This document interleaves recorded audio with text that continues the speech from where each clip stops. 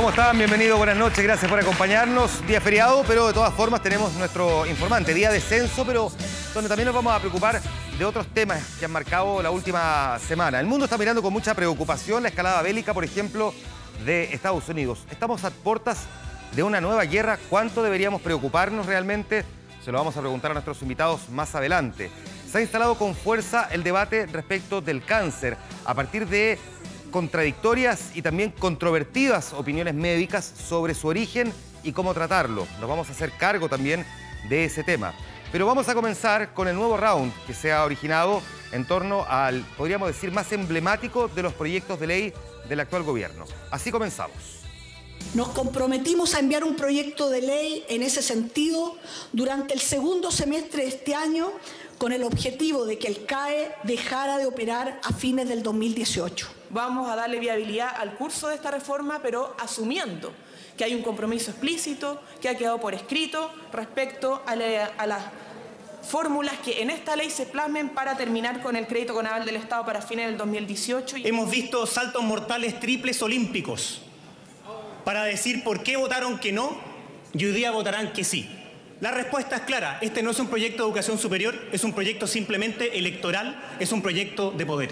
La satisfacción inmediata de todas las demandas está bien para los adolescentes, pero no para los adultos que estamos sentados aquí, responsables de legislar para el presente, pero también para el futuro de Chile.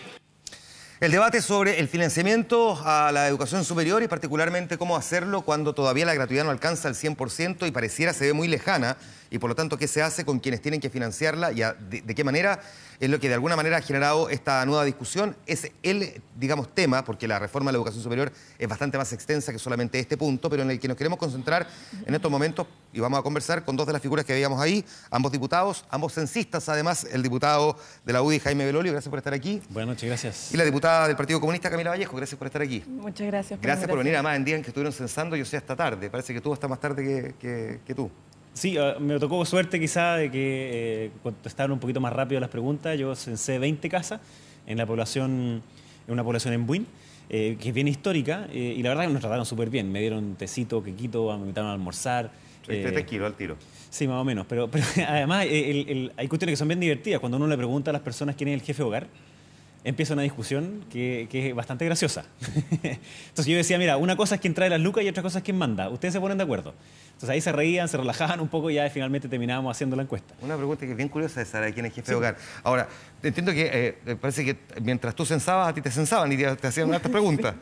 Me tocó gente muy conversadora, así que trataba de volver al trabajo, volver al tema de las preguntas, porque las preguntas la verdad eran bastante simples. Algunas cosas eran un poco polémicas porque en algunos casos, por ejemplo, no había jefe de hogar, nadie había definido jefe de hogar. ¿Ya? Y no era porque quien proveía los recursos ni quien mandaba, sino que no habían definido eso.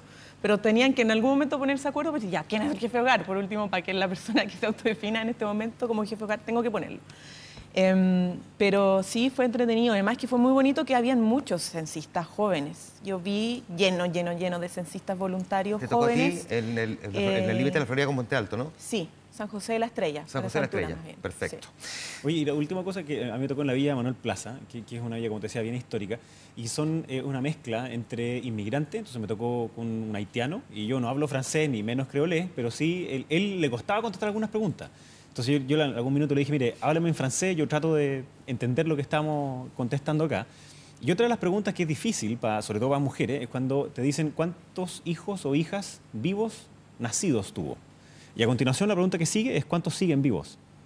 Y cuando había una diferencia, evidentemente uno cachaba que había una tensión importante, entonces ahí también me pasó en varias ocasiones que me empezaban a contar los cuentos de por qué habían tenido 4 hijos, pero hoy día habían 2. La historia detrás de los censistas es bien interesante, porque también ahí se van conociendo harta experiencia.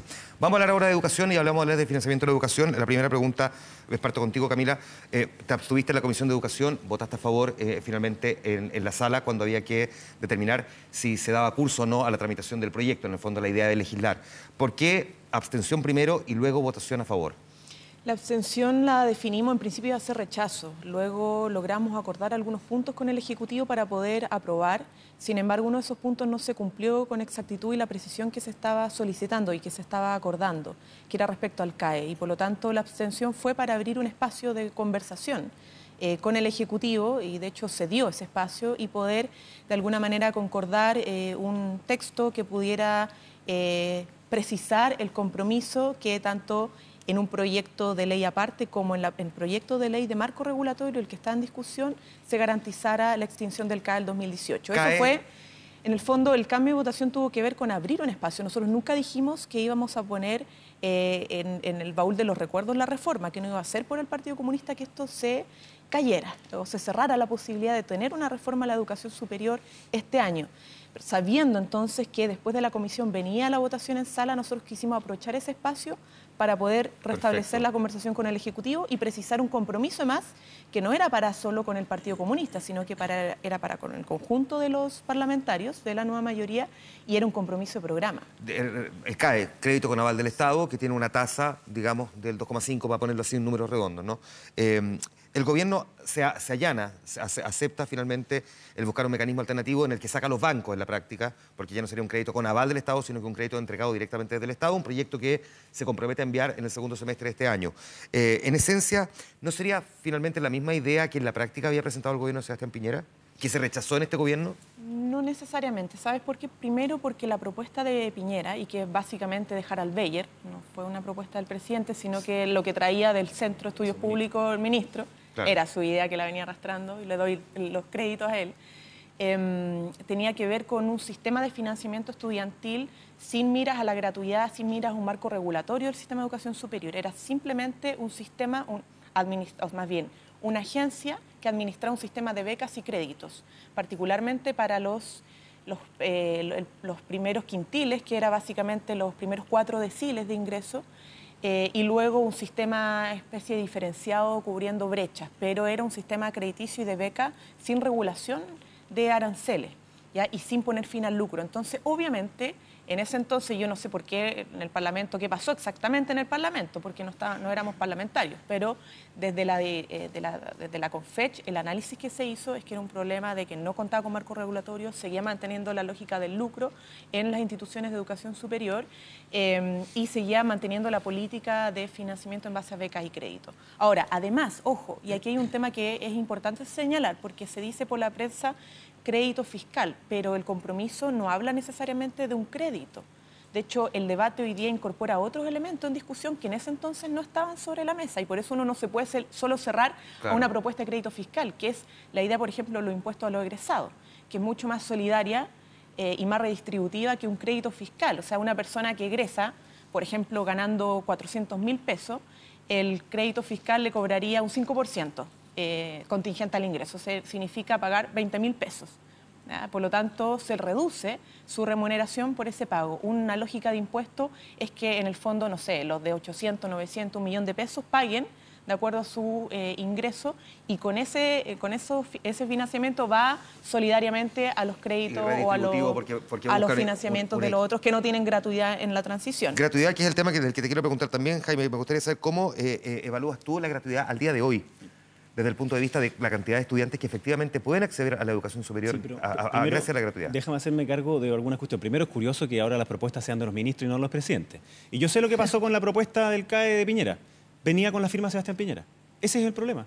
El primer año de este gobierno se dedicaron a sacarle el nombre a los proyectos que venían con de Sebastián Piñera, la Subsecretaría de Derechos Humanos y la Superintendencia de Educación, que fue aprobada en primer trámite en el Senado. Y este mismo, ¿por qué? Porque venía con el nombre de Sebastián Piñera. Menos mal, porque si resultan como el censo, la verdad es que... burdo, no, si no tiene nada que ver esa cuestión. Es tan burdo que uno dice, ¿por qué? Y mira la paradoja, que la Camila se abstuvo por las mismas cosas, porque la ministra no dijo nada, y pueden ustedes revisar el audio de la ministra en la Comisión de Educación y después en la sala, dijo exactamente lo mismo, pero se abstuvo primero y después votó a favor. Por eso yo decía que fue vuelta olímpica, no solo por ella, sino que además porque lo hicieron otros tantos más, entre ellos el Frente Amplio, que terminó votando a favor, y no cambió ni una coma. Entonces yo me pregunto, ¿qué pasó en esa semana?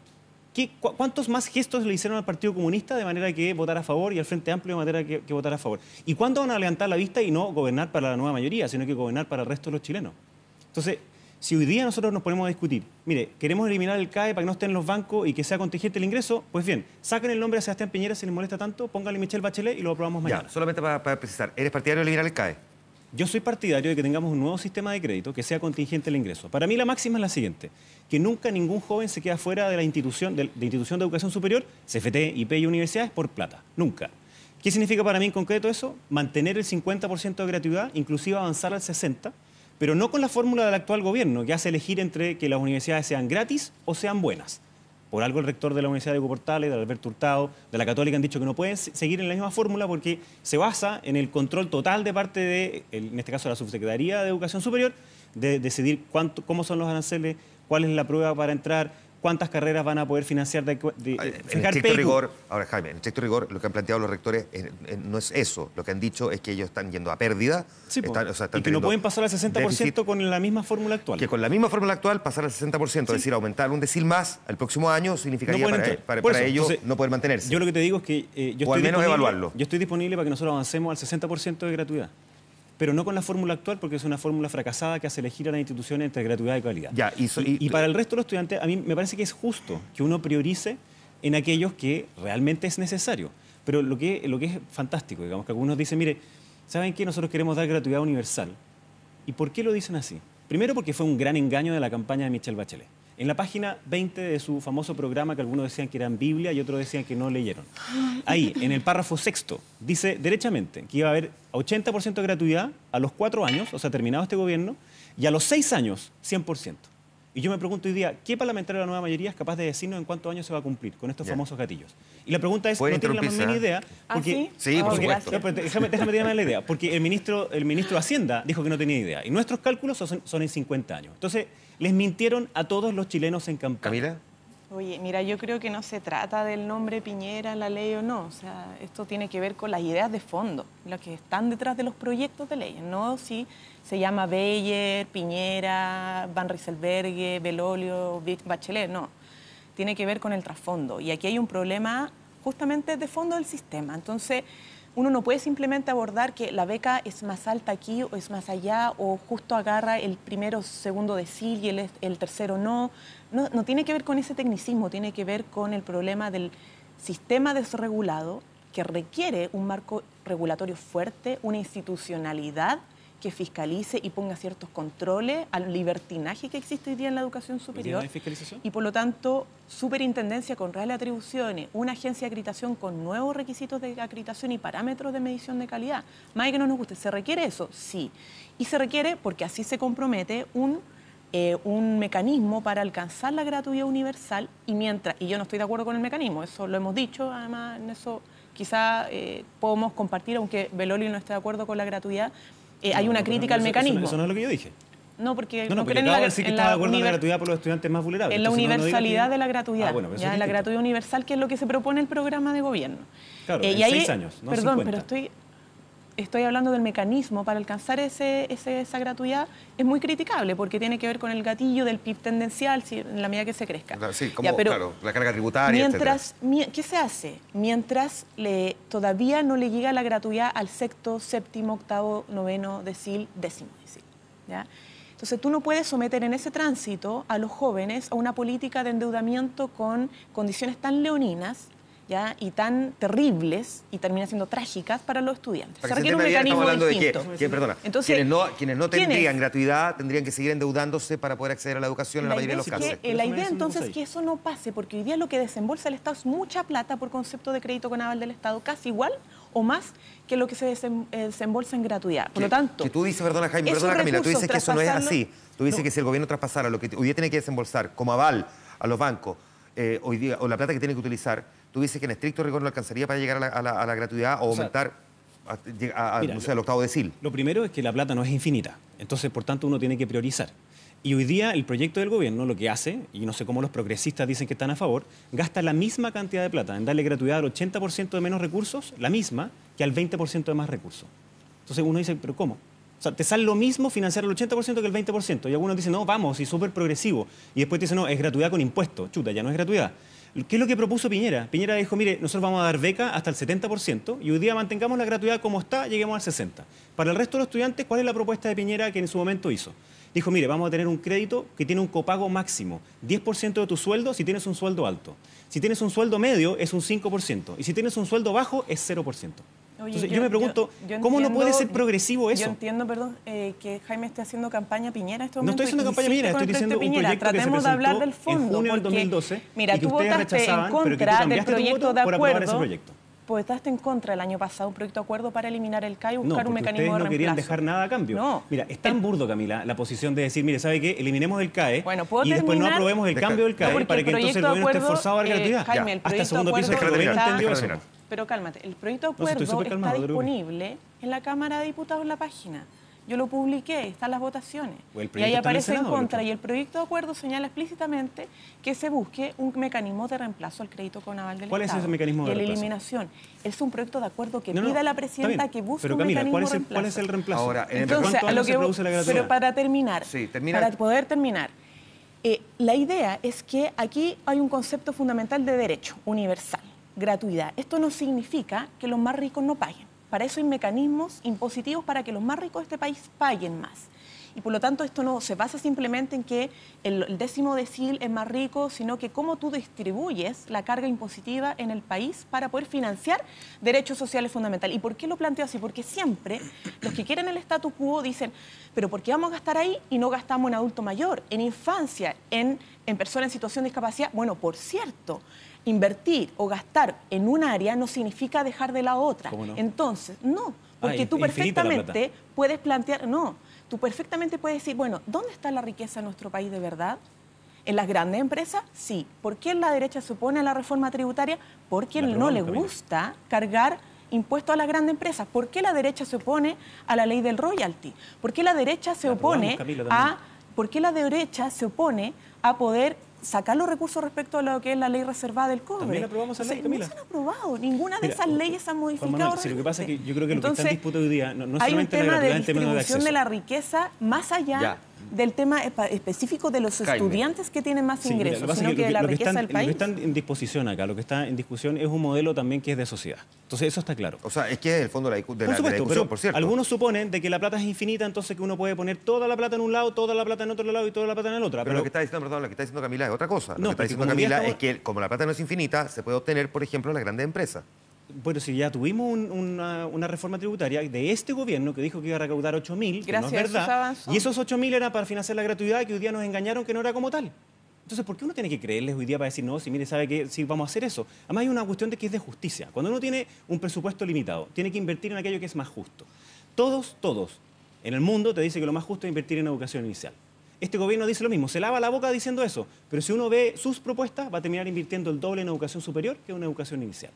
Después, si tú quieres ser justo, tienes que invertir entonces en aquello donde hoy día produce mayor desigualdad, las pensiones de los adultos mayores, el Sename, y hospitales, y así una serie de otras materias. Entonces, me cuesta creer que de aquí a 20 o 30 años no hayan otros usos que sean más socialmente rentables, es decir, más importantes para disminuir la desigualdad que financiar a la universidad a los 20% más ricos. Déjame preguntar... Y por último, y sí. te prometo que termino ahora, yo tampoco puedo creer que ellos consideren de que todo el crecimiento del país por los próximos 50 años solo tiene que tener como prioridad financiar a la universidad a los más ricos. Que esos son los famosos gatillos. Entonces, también díganos qué tipo Pero de ¿quiénes modelo de son los más universidad quieren. ricos? ¿Qué ¿Quiénes tipo de son los modelo más es? ¿Es el ricos, modelo de la Jaime? Universidad de Buenos Aires, donde entran 8.000 tipos de primer Ya, año y pero se Camila, gradúan Jaime, Esa es una ¿quiénes son los pregunta. más ¿Quiénes ricos? son los más Porque tú ricos? estás de acuerdo de dar gratuidad hasta el sexto decil. Es decir, que una persona, una mujer, por ejemplo, estudiando de ingreso de 500.000 pesos, para ti ya es rica. No estoy diciendo No eso, tiene- Camila. no Lo que puede- yo estoy diciendo puede es que, tener hijos a diferencia tuya, estudiando. yo no quiero hacer una propuesta populista Puede tener diga, que mira, ¿sabe qué? pagar Aquí un va a ser arriendo, gratuito, ser cuando no lo madre es. soltera. Es Pero que no, lo que pasa es que yo estoy diciendo hay que- una mala que concepción, ningún creo yo, estudiante, mientras con todo estudie, pague. respeto, Esa para es mi terminar. propuesta. No puedo hablar. Pero es que yo ¿Qué tampoco me termino? dejas terminar Te mi hice una propuesta. pregunta. Yo te hice como 3 y no he contestado ni una. Bien, una persona que está ganando 500, 600, 700.000 pesos, ¿ya? Que en este país no es considerada pobre, no es considerada una Depende persona de cuántas cargas vulnerable. tenga.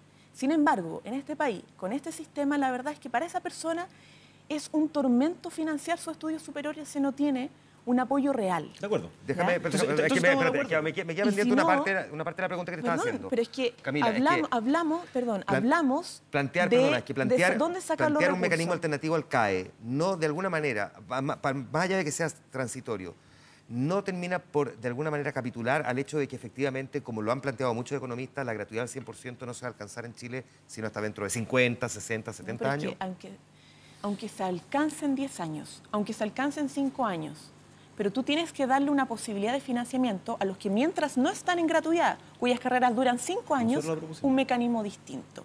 Y ese mecanismo puede ser en lo que propone la derecha, probablemente lo va a poner, ya lo está poniendo sobre la mesa, como puede ser un sistema distinto. No hay que cerrarse un crédito, como por ejemplo el impuesto a los egresados. Yo no sé, ese debate tiene que darse cuando ingrese el proyecto. Pero métanle calculadora, porque la verdad es que el impuesto a los egresados no da. Es que algunos dicen que sí, Pero pero es que yo no voy a entrar en la discusión técnica. Me queda un minuto, tengo que hacerle... No voy a entrar en esa discusión técnica, financiera. Pero es que es importante. Han marcado las dos las posiciones. Han marcado las dos las posiciones. No basta con decir que uno quiere hacer algo sin después decir cómo lo hace, porque si no suena súper bien, pero en tuviéramos concreto no un pasa nada. programa para horas explicar los temas técnicos, bienvenido, pero hablemos de los elementos políticos. Y políticamente es sostenible y es sensato un sistema que en la transición haga que los egresados que obtienen remuneraciones, por ejemplo, esto es debatible, sobre $1.000.000, sobre $1.100.000. ¿Y pagan para siempre? ¿Esa es la propuesta? No necesariamente. Como es un impuesto por un...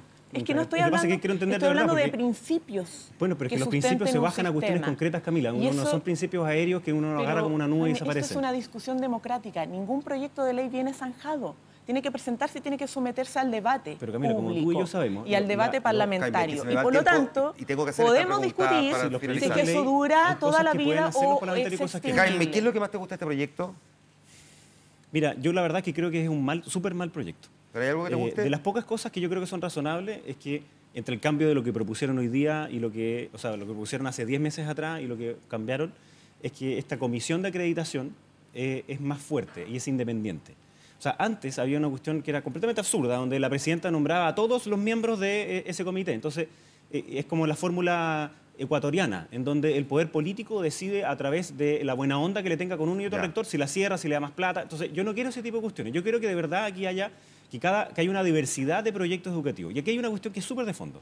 Algunos creen que lo único que es público es aquello que hace el Estado. Yo creo que eso es una visión completamente retrógrada. Que eso nos llevaría a otro programa completo de discusión completamente sobre de acuerdo. qué es lo que es lo público, qué es lo que es y estatal. yo lo que quisiera entonces es que haya una favor, diversidad para que los propios estudiantes puedan escoger. Y la fórmula que dice Camila, porque a esas familias de clase media les cuesta muy caro, lo que nosotros proponemos es que nadie pague mientras estudie y después paga de acuerdo a sus ingresos. Pero, ¿lo que más te gusta entonces del proyecto? Esa cuestión, yo creo que todas las instituciones hoy día tienen que estar acreditadas de manera Pero que nadie pague mientras estudie significa gratuidad universal. ¿El proyecto sale aprobado en este gobierno? ¿Ah? ¿El proyecto se logra aprobar en este gobierno? Yo creo que sí. Hay que trabajar más o 3 días a la semana, solo en educación probablemente, pero es necesario. Es un compromiso de programa de gobierno. Los estudiantes están esperando ya soluciones concretas en materia de financiamiento, marco regulatorio. Una de las cosas positivas que yo podría valorar y que creo que todavía es perfectible, pero creo que va bien encaminado, es que la superintendencia tiene atribuciones reales, se tipifica el lucro como delito, o sea, el lucro va a tener sanción, va a tener forma de persecución en las instituciones de educación superior. Termina con los conflictos de interés que se producía en la Comisión Nacional de Acreditación, que llevaban a que las universidades en el fondo compraran su acreditación para obtener crédito con aval del Estado y se produjera esa triangulación. Hay temas que son urgentes de resolver, yo creo que avanza en esa línea. ¿Y tú crees que y se porque aprueba en además, este gobierno? sí, se aprueba y... O sea, tenemos que jugarnos para que se apruebe. Yo tengo confianza en que se apruebe en este gobierno, porque además necesitamos sacar la ley de instituciones del Estado para fortalecer las instituciones del Estado en Chile y la nueva educación pública, que es el proyecto de desmunicipalización que está todavía en el Senado. Necesitamos avanzar en eso y tenemos que hacerlo rápidamente. ¿Puedo decir algo con respecto a la aprobación? En 10 segundos. Sí. 10. Yo creo que no se va a aprobar en este gobierno porque es tan malo que a nadie le gusta. Tuvimos 80 invitados, 30 sesiones. Ninguna de las personas que fue allá dijo que le gustaba el proyecto. Ninguno. Entonces, ¿por qué hoy día se aprueba? Simplemente porque se pusieron de acuerdo. ¿Por qué no lo aprobaron antes? Porque estaban peleados y sacándose de la cresta. El debate sobre cómo se financiaría la educación, puesto en las dos miradas antagónicas que han sido, como pueden ver, parte del debate de estos dos diputados que además han sido censistas. Sin responder, si tú le hicieras el censo a Jaime de Lolio, ¿qué pregunta le haría? Cualquiera. Si está de acuerdo con la visita de su presidenta a Punta Peuco. Si tú y a respaldar a genocida. Y si tú le hicieras el censo a Camila Vallejo, ¿qué le preguntarías sin responder? Obvio, Venezuela, Cuba. No. Sí. Bueno, mi pregunta es bien sencilla. ¿Hasta cuándo el doble estándar del Partido Comunista con los derechos humanos? Quedan formuladas las preguntas y las van a responder así, fuera de cámara, ya. Les quiero agradecer a los dos que hayan estado conversando con nosotros en estos minutos. Nos vamos a ir ahora a otro tema del que hablábamos al comienzo, que también es preocupación, en este caso es preocupación global. Se lo presentamos de esta manera.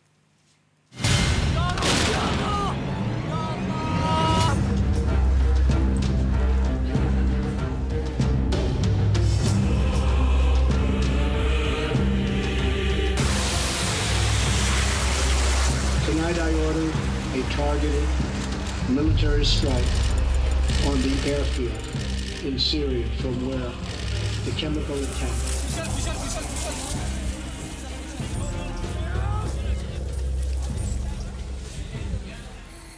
Tonight I call on all civilized nations to join us in seeking to end the slaughter and bloodshed in Syria, and also to end terrorism of all kinds and all types.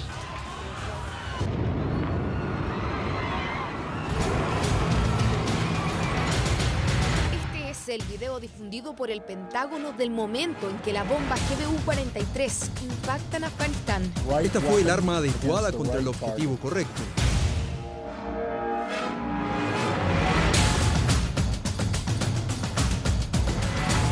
North Korea is a problem. The problem will be taken care of. 위대한 영도자 김정일 동지의 불멸이 태양계를 무한 도발을 걸어온다면 우리 혁명 무력은 즉시 선멸적인 타격을 가할 것이며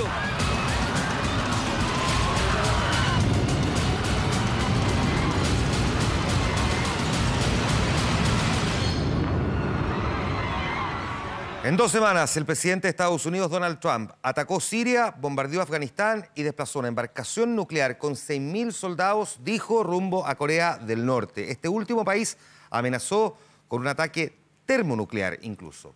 ¿Qué tan cerca estamos del comienzo de una nueva guerra? Incluso hay quienes dicen cerca de una tercera guerra mundial. Se lo vamos a preguntar a nuestros invitados que nos acompañan esta noche. Quiero agradecerle a Guido Larsson, analista internacional de la Universidad del Desarrollo, por estar aquí. Bienvenido, buenas noches. Un gusto. Y también a Gilberto Aranda, académico del Instituto de Estudios Internacionales de la Universidad de Chile. Gracias por estar aquí. Bienvenido, buenas noches. Buenas noches. A ambos, ¿es un riesgo inminente el comienzo de una nueva guerra? Pues yo pienso que no. Pienso que estamos en una ola creciente de tensión. Han habido muchos ejercicios retóricos. Un ejercicio verbal muy alto, pero donde todavía hay una gran dosis de propaganda. Incluso hay muchas noticias que salen como el avance del Carl Vinson hacia la península coreana, el portaaviones, que aparentemente iba para el Índico y está en maniobras con Australia. Claro. Por lo tanto, casi 6.000 kilómetros de distancia. Por cierto, esto no es pura retórica. Tuvimos los 59 Tomahawk sobre Siria y también tuvimos estallido, esta bomba que fue lanzada sobre Afganistán. Pero son básicamente demostraciones de fuerza. ¿Guido? Yo concuerdo con Gilberto. Yo creo que hablar de una guerra, al nivel que se ha estado mencionando también en los medios de comunicación, una guerra mundial, una tercera guerra, en fin, yo creo que es exagerado. Yo creo que lo que ha ocurrido en la península de Corea, lo que ha ocurrido también en Europa Oriental, en el Báltico, en fin, todavía está circunscrito a un criterio de racionalidad. Entonces, si bien es cierto, ha habido algo de tensión, inestabilidad y amplia retórica e hipérbole, creo que todavía está contenido. Ahora, ¿qué mensaje entonces el que pretende enviar exactamente el presidente Donald Trump con 3 acciones militares en tan corto tiempo? Bueno, uno tiene que ahí pensar en cómo Donald Trump toma su poder, cuáles los requisitos de audiencia interna de Donald Trump y cuáles son sus enemigos nominales.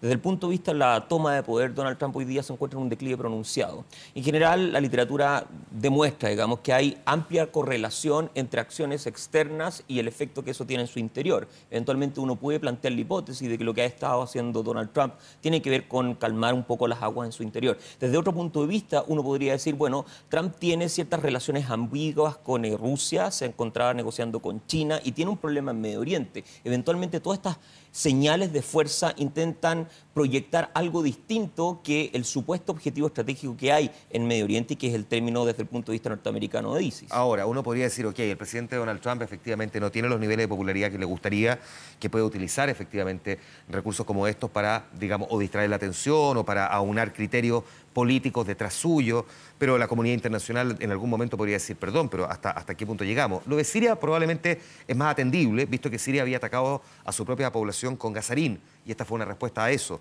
Pero lo de Afganistán al menos generó un tremendo signo de interrogación bajo el, digamos, tamaño bombardeo con esa bomba no nuclear, de la que ya vamos a hablar en un momento más, pero que al menos pilló por sorpresa incluso a los mismos analistas, que les costó en los primeros días tratar de entender muy bien lo que él quería. Sí, porque lo que dice directamente es que el objetivo es ISIS, y sabemos que ISIS, aunque está localizado en Afganistán, lo hace de forma muy minúscula. ¿Está más bien en Siria o en Irak? Está en Siria y Irak. El proyecto de califato tiene su núcleo, su corazón, en Siria y en Irak. Ahí es donde emergería el califato, el Daesh, el ISIS.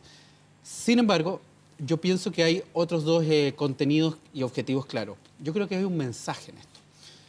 Diciendo también que en Afganistán básicamente lo que está es Al-Qaeda y los talibanes de Al-Qaeda y son el grupo que está mucho más presente. Pero de los que nadie está hablando porque todos hablamos del Daesh o de ISIS o del Estado Islámico. Mucho más, por cierto. Claro. Pero la bomba, tengo la impresión de que tiene dos destinatarios. Un primer destinatario es Corea del Norte, es decir, la Corea del Norte que está dispuesto a usar la fuerza si es que se sale de la fila y sigue con sus ensayos nucleares o sus pruebas misilísticas. Y en segundo lugar, el destinatario es Rusia. Una Rusia que quiere volcarse a ser el interlocutor exclusivo de Estados Unidos en la zona del Gran Medio Oriente, o sea, Medio Oriente más Asia Central, pero con el cual básicamente le está diciendo a Rusia, pues mira, a pesar de que he atacado a un aliado principal, que es Siria, no estoy replicando el ataque sobre la misma Siria. Eso significaría desafiar ya definitivamente a Rusia. Le está diciendo a Rusia que tiene un adversario común, que es ISIS. Por lo tanto, de alguna manera abre un espacio para el diálogo que no pareciera que ese no es el objetivo, pero de alguna manera yo veo solapadamente esa intención. Si uno tuviera que mirarlo de esta manera, Guido, ¿cuál podría considerar uno que es el país más peligroso del mundo hoy? Digo, el país más peligroso para el resto del planeta. Una pregunta un poquito difícil, Juan Manuel, porque... Yo lo sé, pero te tengo demasiada fe.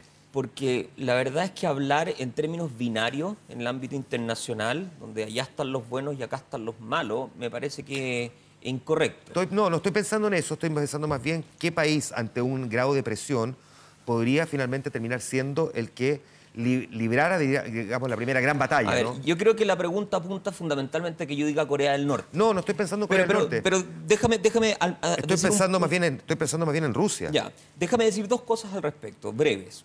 La primera es que si se plantea la idea de que Corea del Norte puede ser un actor que lleve a cabo una acción que termine en una guerra, en un conflicto a mayor escala, eso creo que echa por tierra lo que ha sido la paradoja de la península coreana. La paradoja de la península coreana es que se ha mantenido relativa paz en esa zona del mundo por más de 60 años. Y es cierto, yo concuerdo una vez más con Gilberto, ha habido hipérbole, ha habido retórica, los Kim, digamos, dan expresiones de beligerancia cada tanto tiempo, pero dentro de eso se ha mantenido racionalizado el conflicto y contenido el conflicto. Y desde el punto de vista de Rusia, yo ahí quizás estoy un poco más de acuerdo porque hoy día Rusia tiene dos o tres amenazas serias. Primero, Ucrania Oriental, donde efectivamente está justo en la misma frontera con Rusia, que es un interés existencial desde el punto de vista de Moscú. Dos, el Báltico, donde hay una ampliación de la OTAN y donde hay posicionamiento de tropas por parte de la organización liderada, por cierto, por los norteamericanos.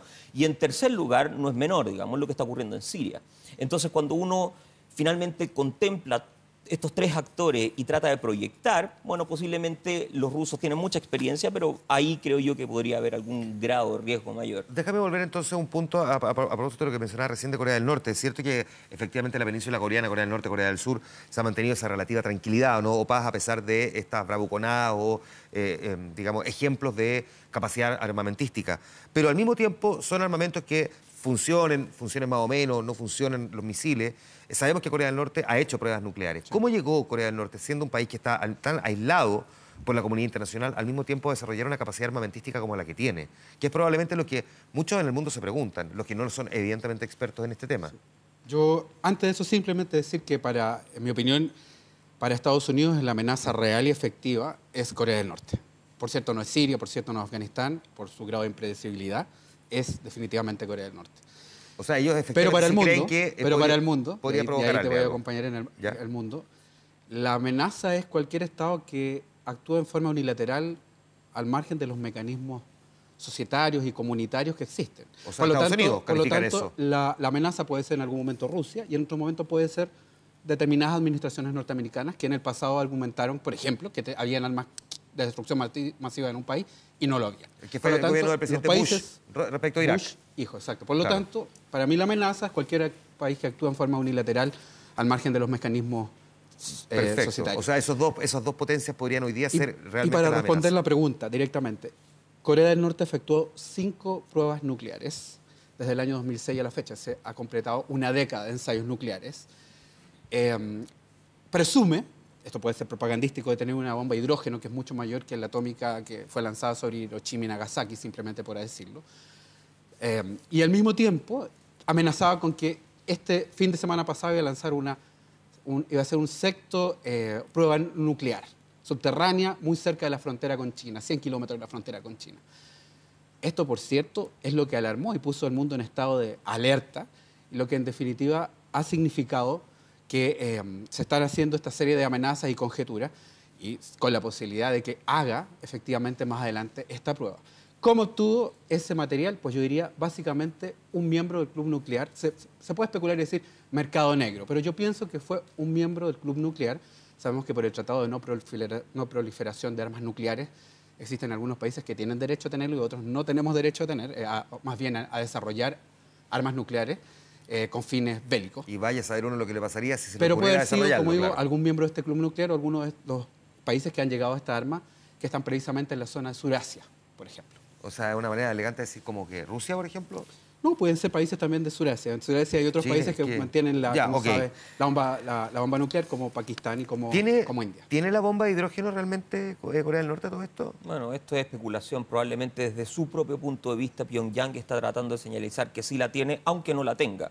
Porque yo creo que tenemos que concordar en un principio... Porque hace un par de años, hizo una prueba que fue detectada por distintos sismógrafos en el mundo y Corea del Norte anunciaba que había sido su primera prueba con una bomba de hidrógeno, que es muchísimo más potente, es multiplicada por varias veces, digamos, una bomba nuclear. Sí, pero una cosa es lo que el régimen declara y otra cosa es la realidad objetiva. Y yo creo que en este ámbito de análisis, finalmente estamos hablando de pura subjetividad. Es decir, lo que trata de hacer Pyongyang es señalizar cosas que no sabemos la verdad de las cosas. Si es que hay o no hay bomba de hidrógeno, si es que tiene o no tiene tal o cual capacidad militar. El punto importante es cómo lo que hace Corea del Norte significa o implica un impacto para el resto del sistema internacional y cómo el sistema internacional puede percibir que la amenaza norcoreana es mucho mayor de la que objetivamente es. Hablemos un poquitito entonces también del sistema internacional conformado tal cual como está. Por una parte la OTAN, de la que tú mencionabas, por otra está, digamos, el Consejo de Seguridad, el directorio, por decirlo así, que toma decisiones dentro de Naciones Unidas, que es la única cosa que más o menos vale,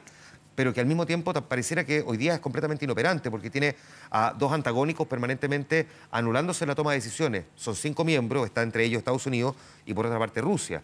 Cuando Estados Unidos quiere proponer algo respecto de Siria, como Rusia tiene una cercanía con Siria, sí, bloquea las propuestas norteamericanas. ¿Sirve de algo entonces hoy día Naciones Unidas? Y Estados Unidos también bloquea muchas propuestas, por ejemplo, respecto a su aliado en la zona que es Israel. Claro. Por lo tanto, tendríamos que decir, de 15 países que forman el Consejo de Seguridad de Naciones Unidas, hay 5 que son los vencedores de la Segunda Guerra Mundial. Estamos hablando de 60 años atrás. Está desfasado este mecanismo en cuanto a sus integrantes.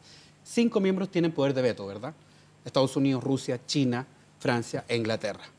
Y el tema es que se anula mutuamente. El país que más ha usado históricamente el derecho a veto es Rusia, seguido por China y finalmente Estados Unidos. Por lo tanto, cuando hay alianzas regionales, sin lugar a dudas hacen un empate y es imposible llegar a un tipo de acuerdo. Eso ha hecho que muchas veces Naciones Unidas no logre los consensos necesarios, entonces las decisiones se radican en otros espacios. Por ejemplo, la OTAN, que es otro espacio colectivo, pero que habla de la alianza occidental.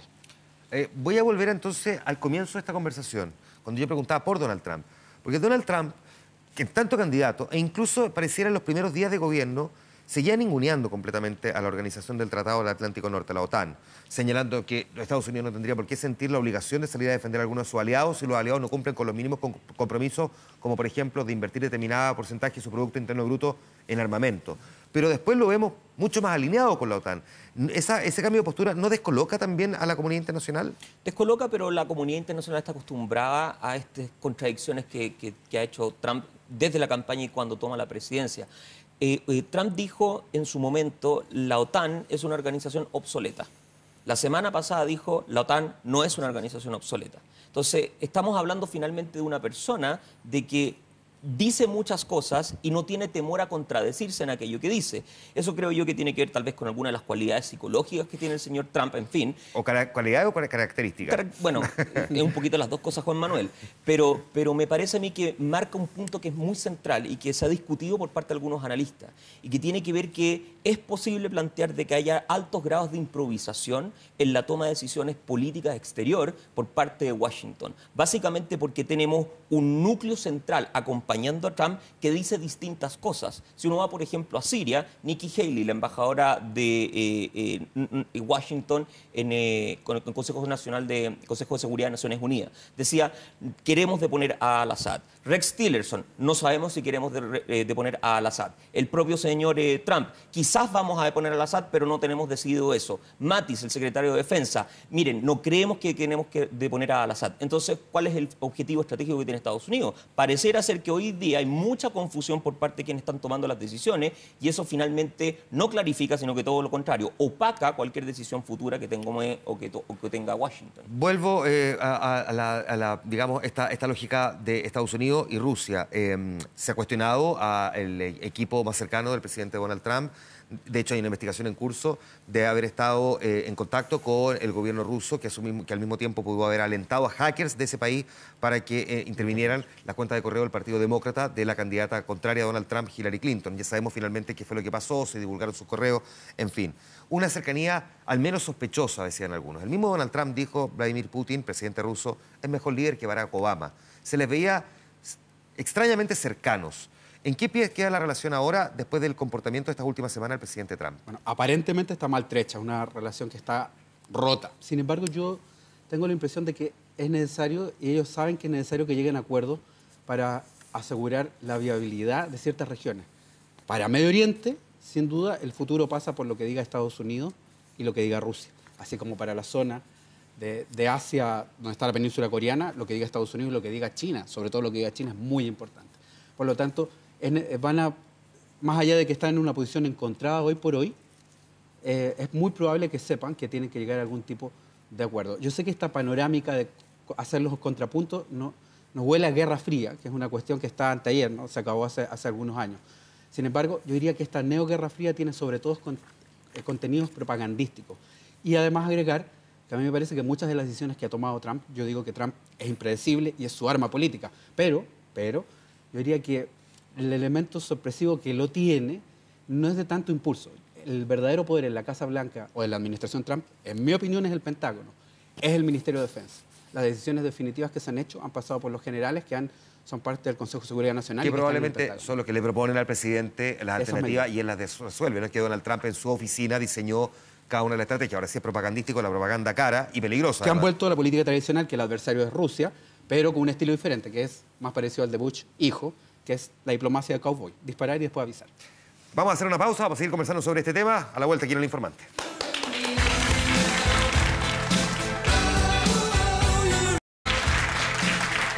Estamos de vuelta en El Informante. Continuamos conversando sobre los peligros en el mundo a partir de las acciones militares del presidente de Estados Unidos, Donald Trump. Ahora vamos a conversar con el general de aviación, Francisco Torres, general de la Fuerza Aérea de Chile. Le agradecemos el que esté con nosotros. Bienvenido, buenas noches. Buenas noches. Porque una de las dudas que hay, entre otras cosas, es respecto del arsenal nuclear, de lo que estábamos conversando recién con Gilberto y con Guido, nuestros invitados que continúan con nosotros también en el set.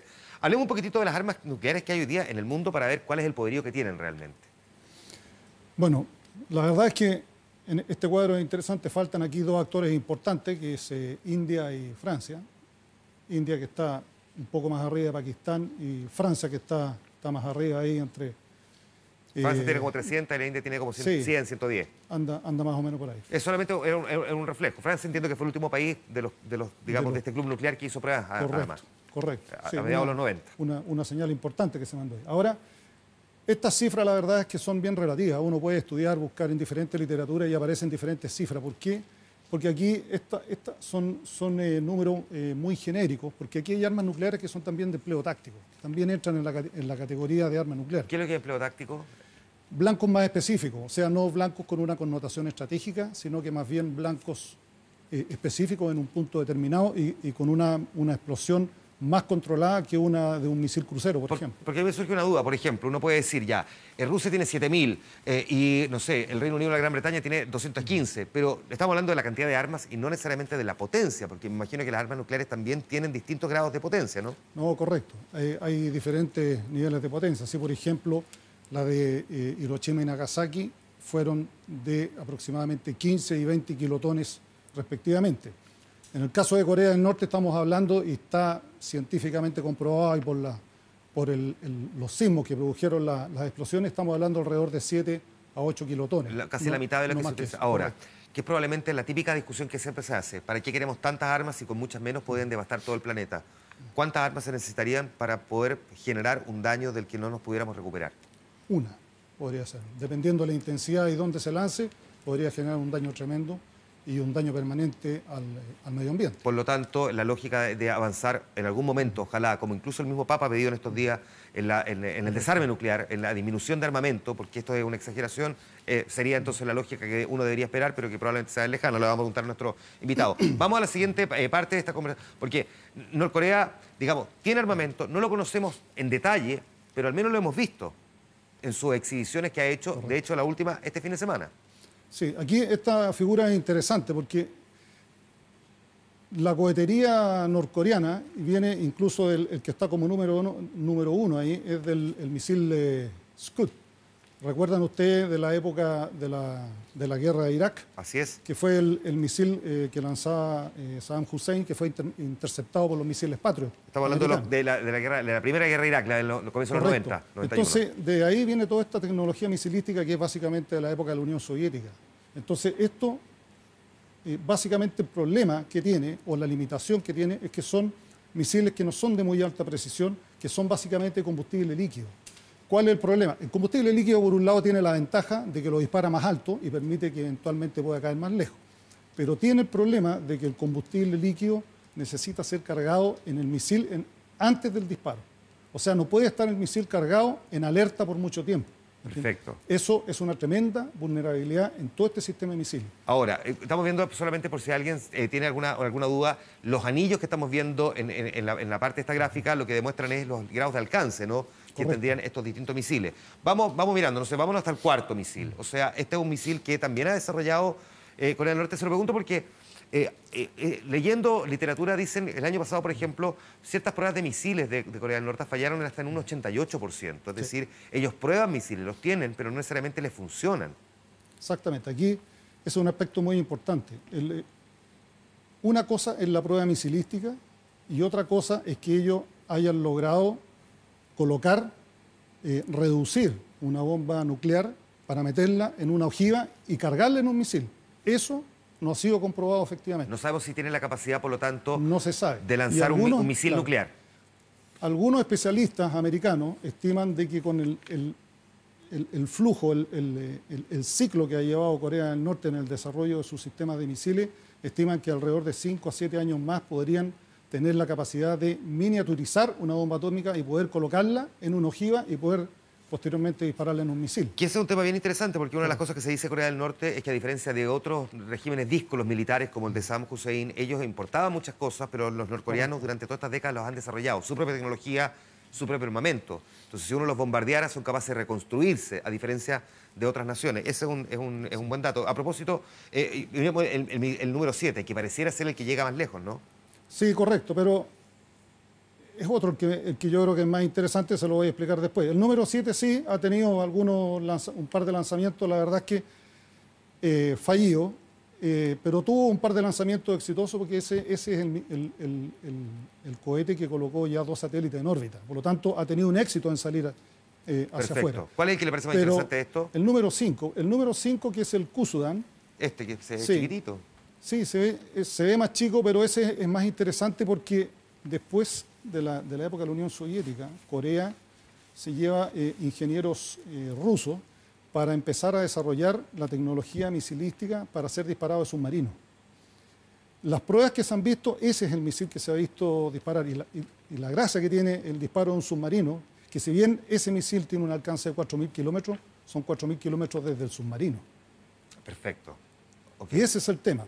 Ahora, además, la particularidad que tiene ese misil, que para poder cargarlo en un submarino ya se hace más complejo el tema del uso del combustible líquido. Y por eso el líder norcoreano ha hablado ahí de que ahora están trabajando con combustible sólido. Se podría pensar de que porque el combustible sólido es más manejable, es menos riesgoso. Perfecto. Y puede estar cargado el misil y el misil puede estar en alerta permanentemente. Déjeme llevarlo a la última gráfica que nos muestra exactamente este tipo de artefacto. Hablemos un poquitito y expliquémoslo porque no es que la gente esté familiarizada con una cosa como esta hasta, por supuesto, la semana pasada. Correcto. ¿De qué se trata y cuál es su objetivo? La MOAB, la GBU-43, es una bomba de propósito general, ¿ya?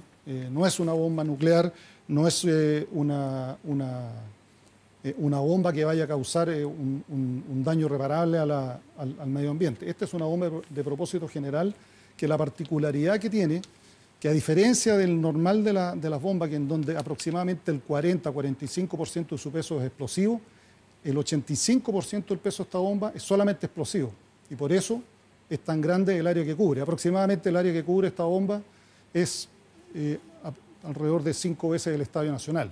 El daño que puede llegar a provocar. El daño que puede llegar a producir la onda expansiva. Esta es una bomba, no es un misil, debe ser lanzada de un avión. Es una bomba y que tiene ciertas particularidades. Se lanza desde un avión carguero, un C-130 Hércules, como el que tenemos nosotros en la Fuerza Aérea de Chile. Pero para lanzarla desde un avión carguero significa que tiene que ser empleada o lanzada en una zona donde hay un control absoluto del espacio aéreo, porque este avión carguero es muy fácil de ser derribado, no tiene la posibilidad de defenderse. Por lo tanto, el lugar donde se lanzó fue muy bien escogido. En este caso fue Afganistán. Afganistán, porque hay un control absoluto del espacio aéreo, nadie va a derribar ese avión Hércules. Y la bomba, una vez que está en el aire, esto no es que se lancen 10 toneladas de explosivo al aire y que caigan en cualquier lugar, no, es una bomba que tiene guiado GPS y que tiene una precisión de no más allá de 15 metros del punto escogido de impacto. Por lo tanto, es una bomba que de alguna manera uno puede ir guiando un poco, no es que uno la deja caer y cae solamente por su propio peso. Se programa la coordenada del lugar donde va a caer y la bomba cae más o menos 15 metros dentro de esa coordenada. Esta es la famosa madre de todas las bombas, como le dicen. Así, poco afortunado encuentro el nombre. Para las madres, por cierto. Le quiero agradecer, general, estos minutos de conversación y que nos haya puesto en perspectiva también cuál es la situación de armamentística. Y sigan acompañándonos aquí en el público, vuelvo a conversar con nuestros invitados porque, visto ya esta explicación, que es probablemente también una de las inquietudes, porque quiero decir que las redes sociales, incluso el programa de televisión, en el interés de los cliqueos de la gente leyendo noticias en Chile, una de las cosas que más les ha preocupado es precisamente la capacidad armamentística que tienen los distintos países a partir del lanzamiento de esta bomba, probablemente por lo sorpresiva que terminó siendo. ¿Qué ha pasado con la voluntad de reducir el armamento nuclear?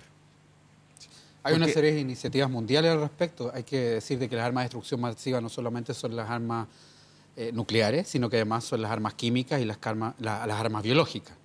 Definitivamente las biológicas y las químicas están proscritas. Lo que vimos, todo esto comenzó a propósito de supuesto dispersión de un elemento químico, de hecho, en Siria. En el caso de las armas nucleares, diría que hay un derrotero distinto.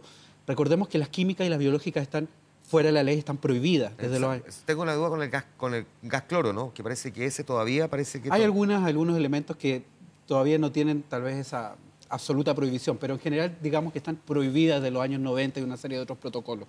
En el caso de las armas nucleares hay un tratado de no proliferación de armas nucleares que deja o reserva a un club nuclear el derecho a poseer estas armas, pero sabemos que hay otros países que sin tener ese derecho se han ido de alguna manera armando y que han desarrollado esa tecnología. El caso de Pakistán, el caso de Corea del Norte, Irán con su enriquecimiento de uranio, hubo un tratado para evitar eso. Por lo tanto, hay países que acceden a esa tecnología en forma furtiva, y no podía tampoco dejar mencionar a Israel, que también lo tiene en la región. Exacto. Ahora, misma pregunta entonces, ¿la voluntad de reducir el armamento nuclear es simplemente una frase que algunos plantean como algo lejano, o existe en algún momento la posibilidad de que efectivamente se disminuya el arsenal nuclear del mundo? Han habido intentos de negociación política entre quienes tienen armamento nuclear. Por ejemplo, fueron muy conocidas las negociaciones START 1 y 2 entre Estados Unidos y Rusia, que la idea era tratar de disminuir la cantidad de arsenal total que tuvieran en términos de armamento atómico. Pero además de eso han habido intentos de generar un marco regional que impida a determinados actores acceder a armamento nuclear. Y voy a dar dos ejemplos al respecto.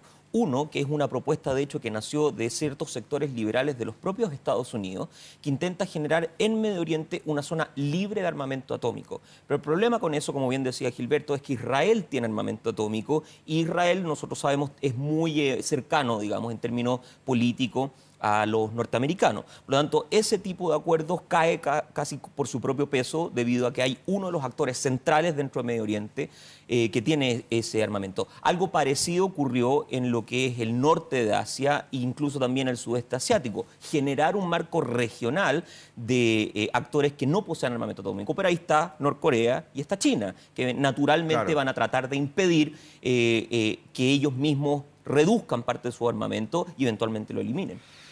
Muchas gracias, Guido. Gilberto, muchas gracias también. Muchas gracias, general.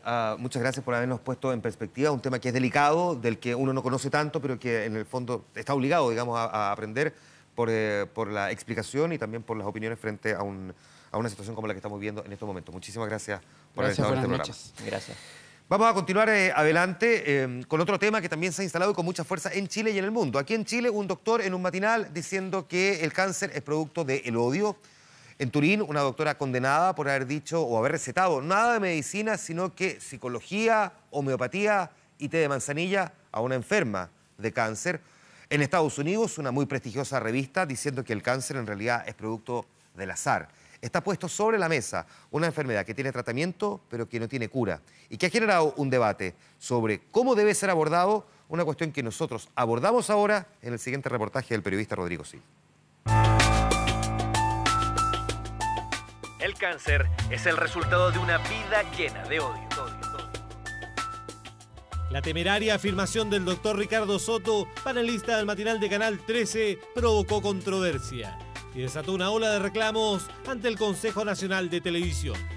No está comprobado, y cuando tú empiezas a difundir algo que no está comprobado, obviamente que crea mucho dolor, mucha incertidumbre en la población.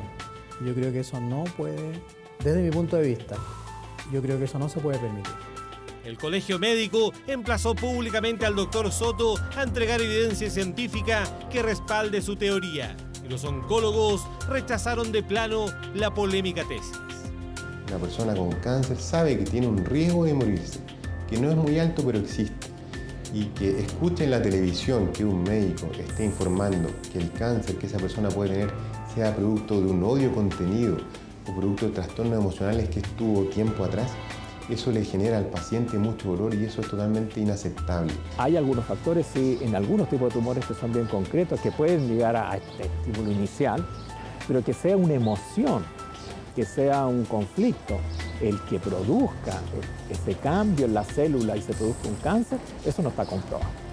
En Chile, el cáncer es la segunda causa de muerte y en promedio, 4 de cada 10 personas que padecen la enfermedad no podrán superarla.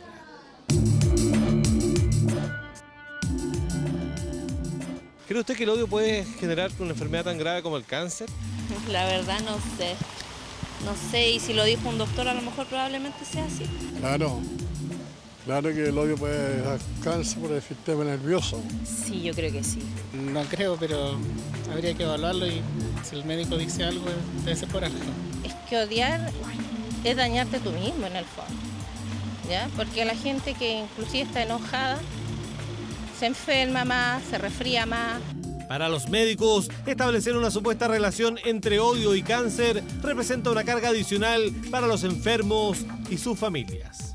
Cargar con esa segunda culpa, porque tú tienes un cáncer, y además te dicen que por el odio que tú manifestaste te está dando el cáncer, o si es tu hijo, el odio que se manifiesta en la familia le produce un cáncer, yo creo que es muy grave decir eso, muy doloroso para la familia y que además no tiene pruebas.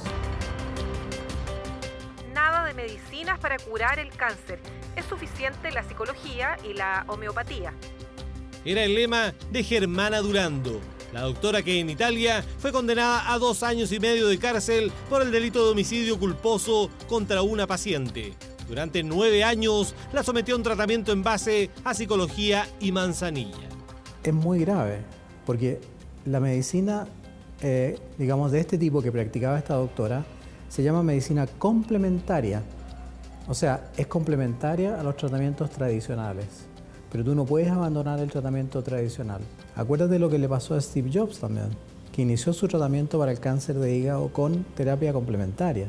Cuando ya se quiso tratar, era muy tarde. El cáncer se trata con cirugía, con radioterapia y con quimioterapia. Esas son las armas fundamentales, los pilares del tratamiento del cáncer. Y la medicina complementaria complementa estos tratamientos para que el paciente tolere mejor estas terapias.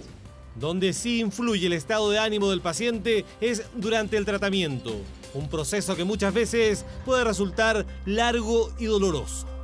Sí, las emociones influyen en el diagnóstico, influyen en el tratamiento, en cómo la toxicidad va a influir en la calidad de vida del paciente.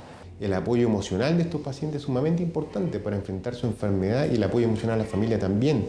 Tenemos todo el apoyo psicológico para estos pacientes.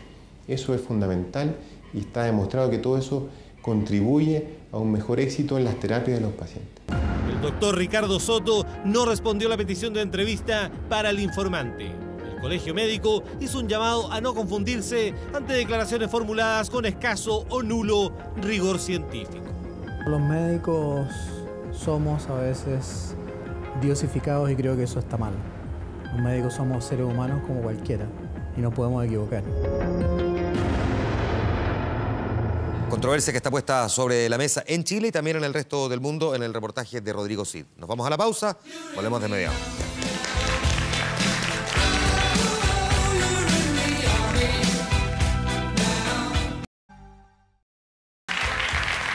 De vuelta para despedirnos, gracias por haber estado en nuestra sintonía. Los informantes son siempre los días miércoles y están disponibles también en nuestro portal 24horas.cl. Nos juntamos mañana en vía pública en el canal 24 Horas y el próximo miércoles en un nuevo capítulo de nuestro programa. Gracias por su sintonía, gracias al público también, aplauso para ustedes. Que estén muy bien. Buenas noches.